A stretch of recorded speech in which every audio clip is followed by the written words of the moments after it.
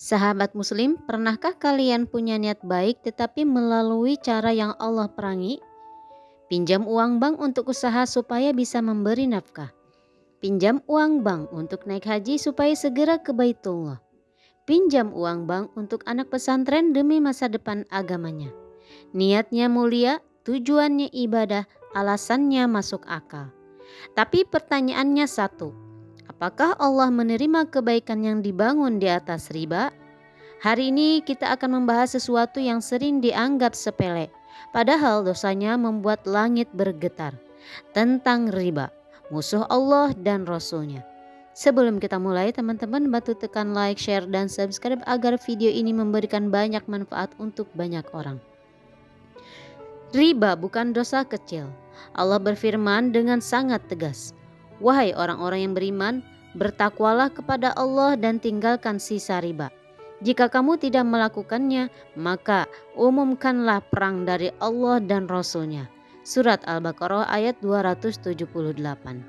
Perhatikan, tidak ada dosa lain yang Allah nyatakan sebagai perang kecuali riba.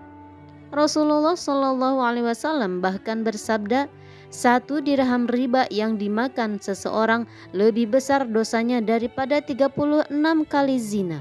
Hadis riwayat Ahmad. Bayangkan, satu transaksi riba lebih berat dari dosa yang manusia sangat takut menyebutnya. Banyak orang berkata, kalau tidak pinjam bank, usaha tidak jalan. Kalau tidak kredit, keluarga tidak makan. Namun perlu kita pahami dengan jujur, pinjam bank konvensional yang ada bunganya sama dengan riba. Riba hukumnya haram meskipun untuk usaha.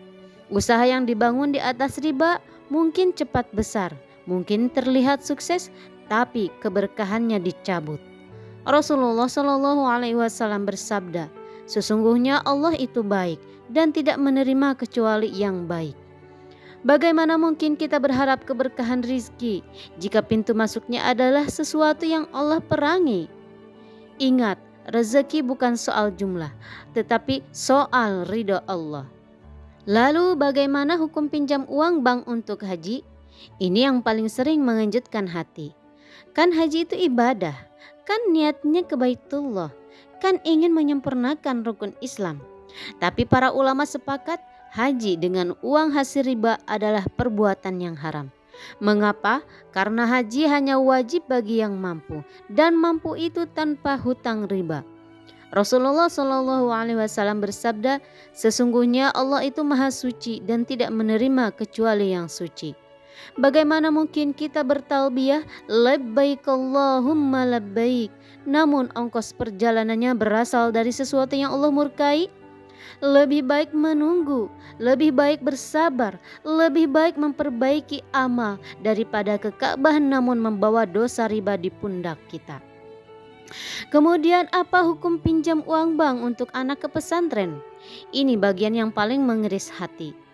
Demi anak belajar agama supaya jadi hafiz Quran, supaya masa depannya baik.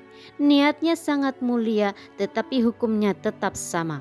Pinjam uang bank berbunga untuk biaya pesantren tetap haram. Karena tujuan baik tidak menghalalkan cara yang haram. Allah tidak butuh kebaikan yang dicampur dosa. Ironisnya, kita ingin anak belajar Al-Quran, namun biaya pendidikannya berasal dari riba yang dilaknat dalam Quran. Allah Maha Kaya, jika kita lurus, Allah akan buka jalan dari arah yang tak disangka-sangka.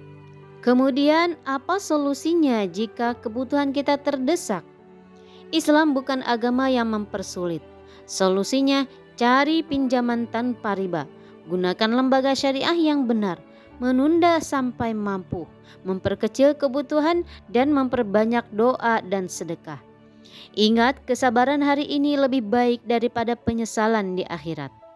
Sahabat muslim, riba mungkin memudahkan hidup hari ini, tapi bisa menghancurkan hidup kita di akhirat. Jangan bangun usaha di atas riba. Jangan ke Baitullah dengan uang riba. Jangan sekolahkan anak dengan dana riba. Karena keberkahan bukan datang dari cepat atau besar, tetapi dari halal dan ridha Allah. Jika video ini membuka hati Anda, mari saling mengingatkan. Semoga Allah menjaga kita dan keluarga kita dari riba yang nyata maupun tersembunyi. Jangan lupa tekan like, share, dan subscribe agar tidak ketinggalan video Islami selanjutnya. Wassalamualaikum warahmatullahi wabarakatuh.